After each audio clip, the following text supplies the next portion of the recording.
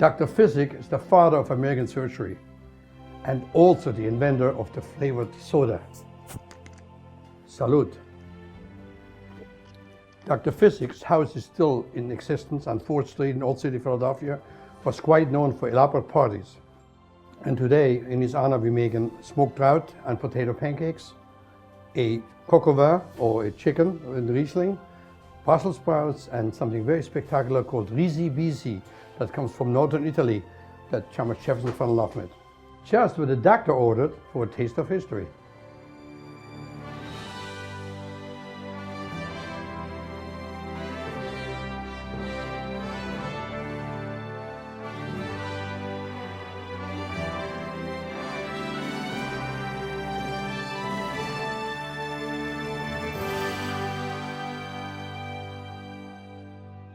To get ready for this dish, I'm going to just prepare the chicken really quick. In this particular scenario, what I'm going to do right now, I'm going to tie in the wing bones.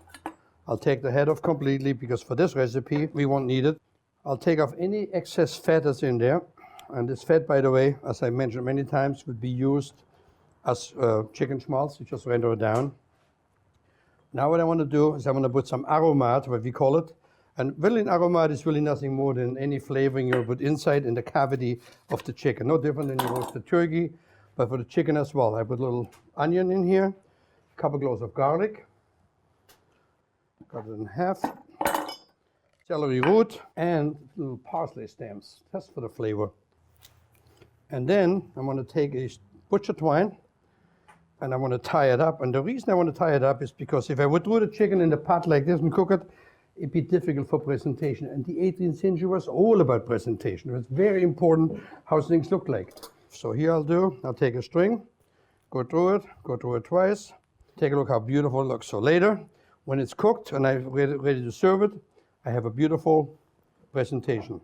Next, I'm going to do a bouquet garni really quick, which basically is thyme, garlic, pepper cloves, and some bay leaves. So this is ready. I'm going to bring over the pot really quick. And I have in the fire already.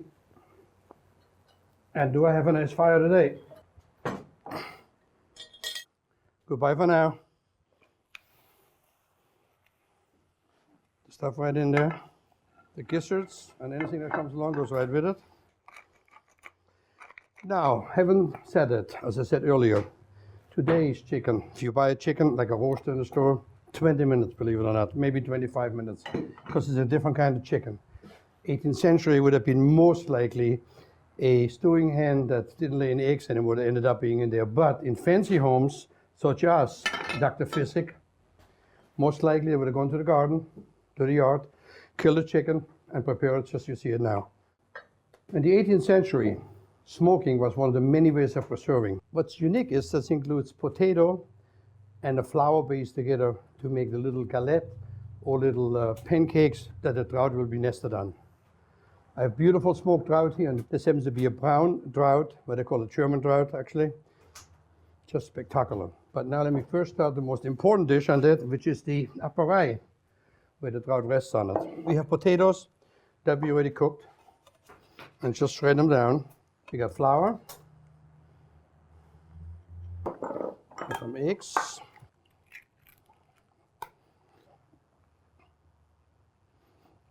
I'm going to mix it up a little bit, a little milk into it, and then I have some herbs. I got the parsley already chopped, but I'm doing the chives in a second. The flavor of chive and potato just likes each other. I already checked the seasoning, everything is good. And let's go visit Dr. Physick and see some of his great medical inventions.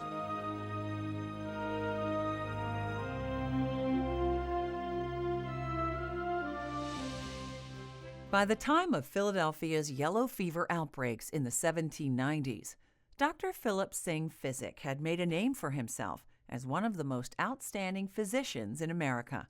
The first to teach surgery in America, developed many procedures and instruments still used today.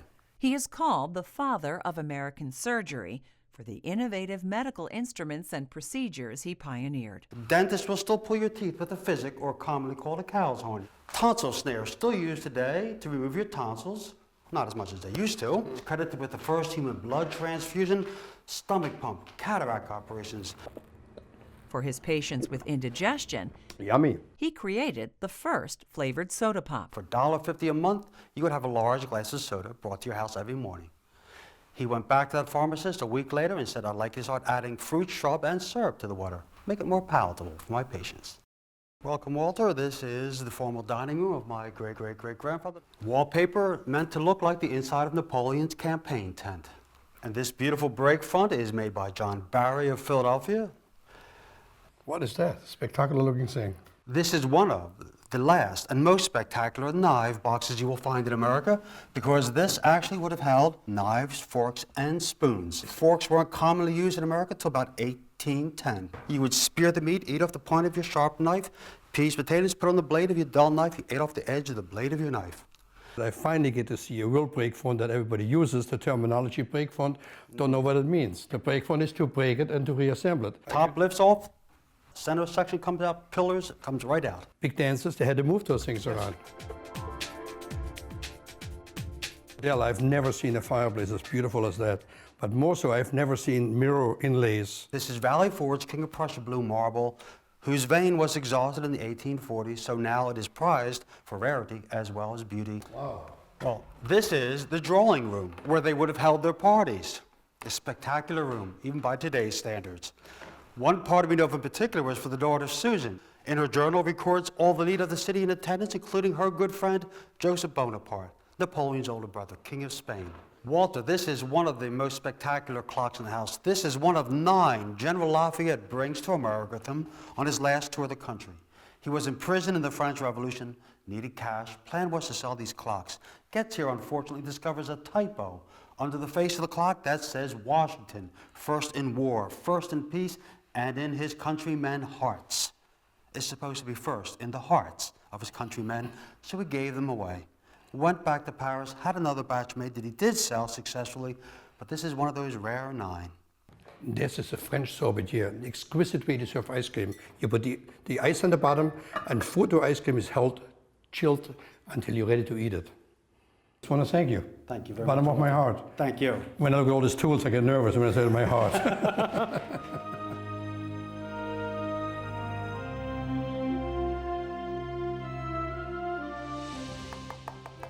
So while you were visiting Dr. Physick's house, I was busy making my appareil ready. That goes now on this 18th century griddle blade to later serve my smoked trout right on top of it. So here we go. You're going to put them a little bit apart. Remember, because they have potato in it and no baking powder, they don't rise like some other pancakes that you might see, because it's not to be confused with a pancake at all, since it is a potato and flour. So now I'm ready to turn those little pancakes, which are absolutely perfect. Remember, on that you don't want too much heat, because you want to make sure that the pancake actually cooks all the way through.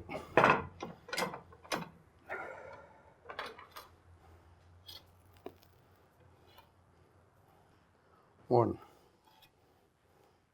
2, 3, 4. The aroma is just spectacular. You know, sometimes when you recreate 18th century recipes, there's a little bit of risk involved. So was that, but it worked out perfect. Here we go. Now, I told you about the trout already earlier, and basically all you got to do with that is obviously get a good guy that smokes trouts. All you want to do is take the head off, and you want to just cut in the back, like so.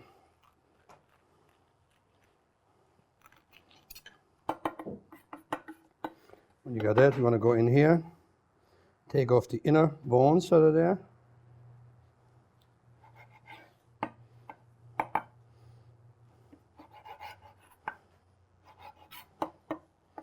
And then you want to peel off the skin. Horseradish is something that we take for granted today, coming out of a jar.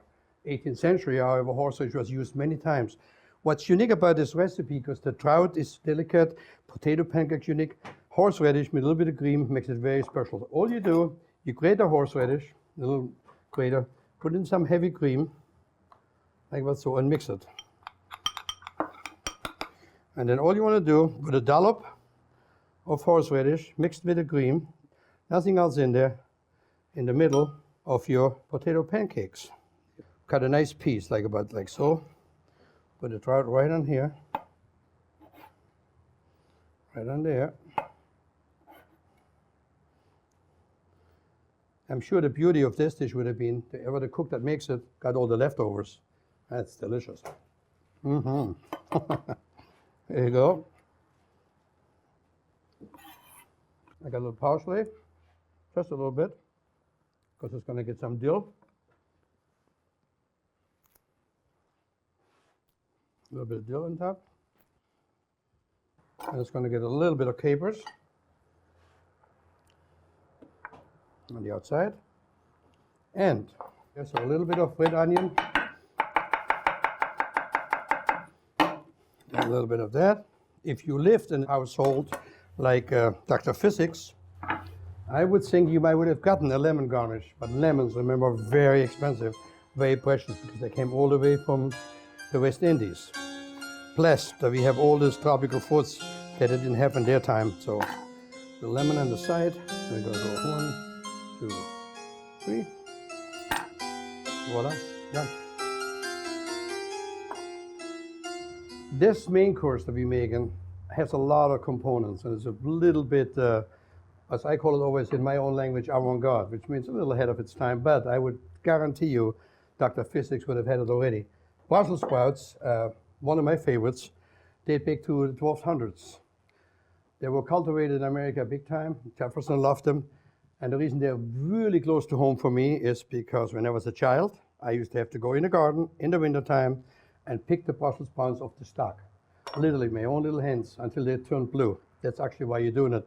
They stick outside in nature's freezer and they don't get better or worse, they stay exactly the same. All you want to do with the Brussels sprouts, you want to make a cross on the bottom.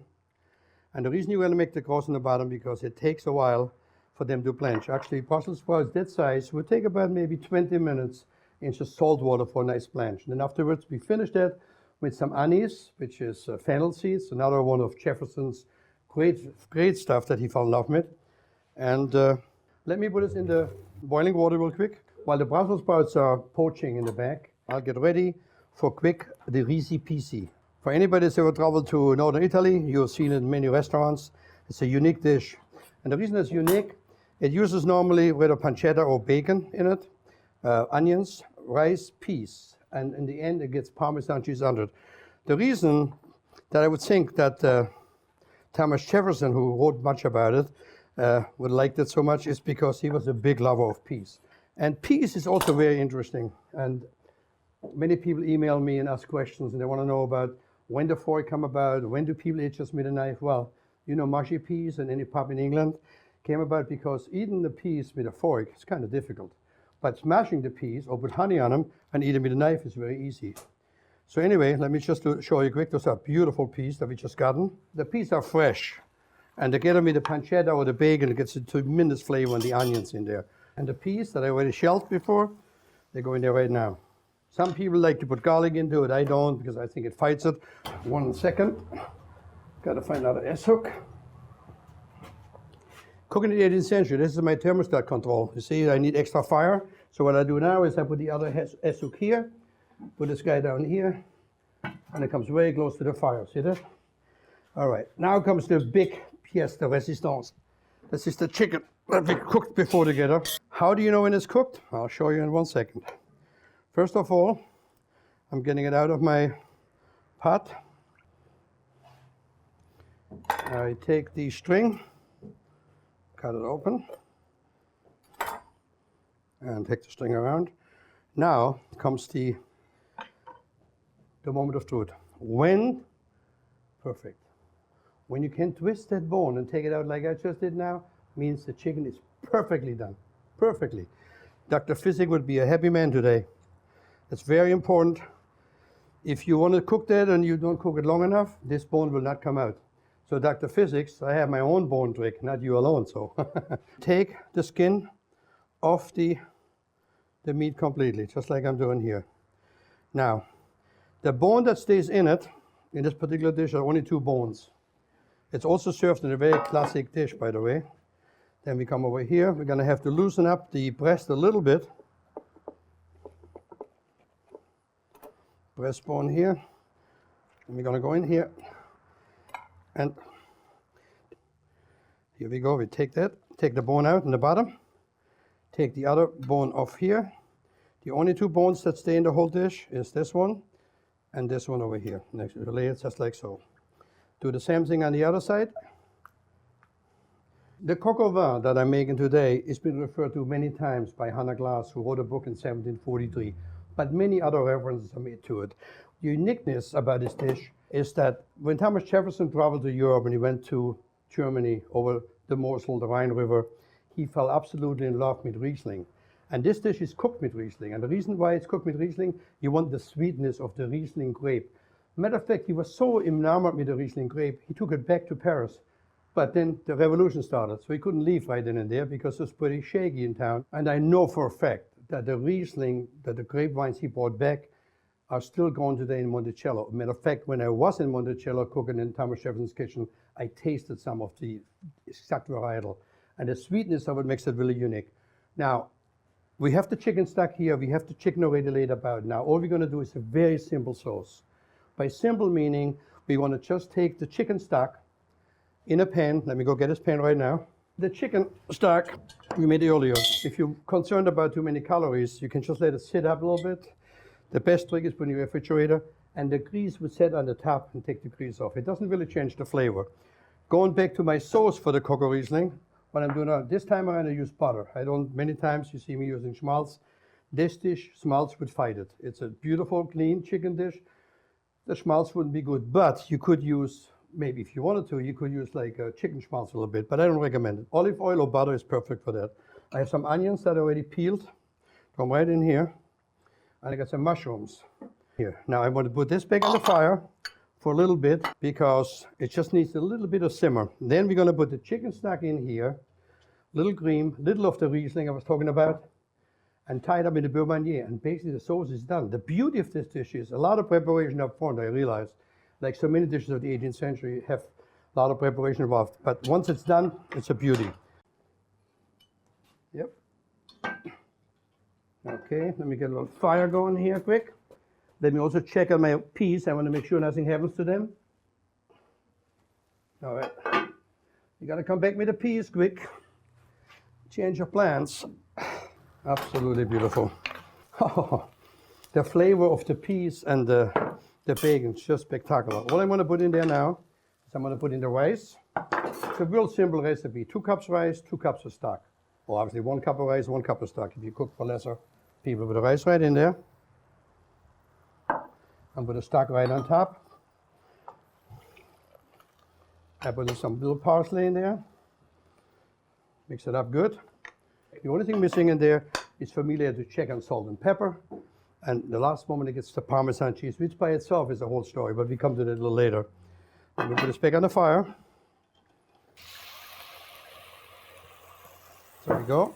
A little Riesling in there. Then I'm going to put the chicken stock in here.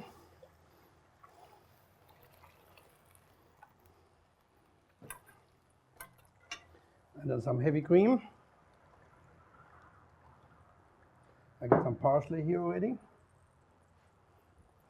So now I'm going to put this back on the fire for a little bit, and later I'm going to tie it up with the beurre manier. While this is cooking, I have to check on my recipe. The Brussel sprouts are perfect. Put them on the spider, all they get is a little butter, and they get the anise seed. Okay. The anise here. And some butter. Fire is ready. The sauce is ready to be finished. How you finish the sauce is half flour and half butter, exactly equal parts. So all you want to do, you want to make sure that your stock is hot, like you see me doing here, and then you add in your beurre manier. The translation of beurre manier is canned butter. It's exactly half. It's half and half. So if I take 3 tablespoons of flour, I take 3 tablespoons of butter. Gently mix it up together. What's nice about this kind of cooking technique is you don't burn anything because you don't have a roux to make because it's reverse.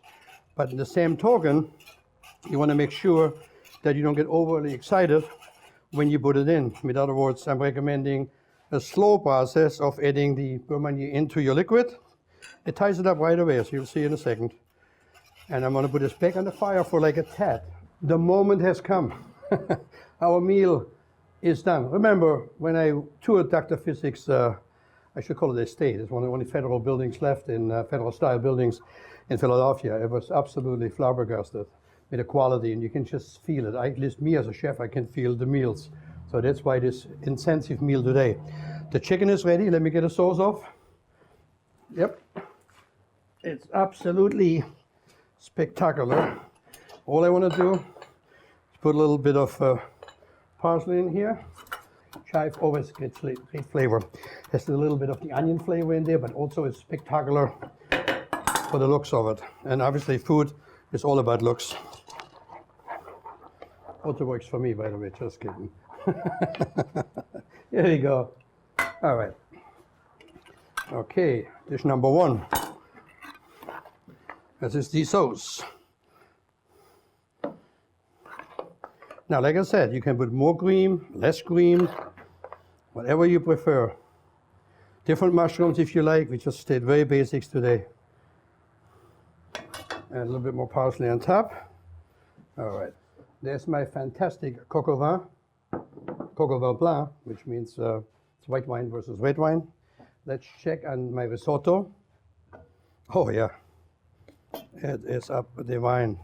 All we gotta do now in here is we gotta add a little bit of chopped parsley we already have, and what I mentioned earlier to people, they all look at me like I had like 3 different hats when I say that Thomas Jefferson loved the rice, but Ben Franklin was the big supporter of Parmesan cheese. He actually, in his cookbook, he has a recipe for Parmesan cheesecake, and I made it many times, and believe it or not, it tastes fantastic. So don't ever think for one moment Parmesan cheese is just for Italian food. It works for anything.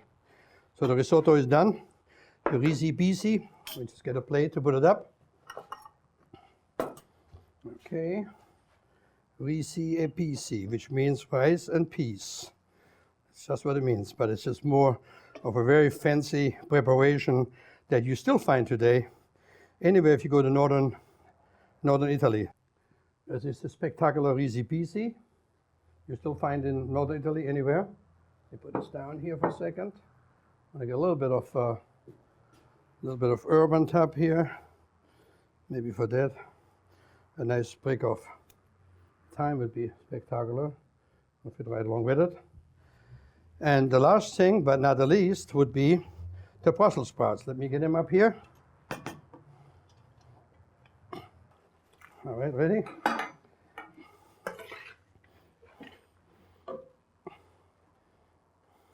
All right.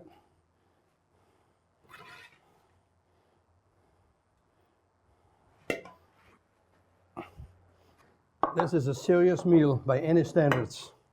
And we cook this in front of your eyes. The only thing that's left in this menu is for the chef to pour himself a glass of wine. But anyhow, I want you to know, it was great pleasure to make this meal in honor of Dr. Physick, which obviously deserves a lot of credit for all his invention, all the things he has done good, especially during yellow fever and all the things in 18th century America. So I want to toast to Dr. Physick with my dish today, the smoked trout and potato pancake, the cocoa Riesling, the Brussels sprouts, and the risi pisi. Salute.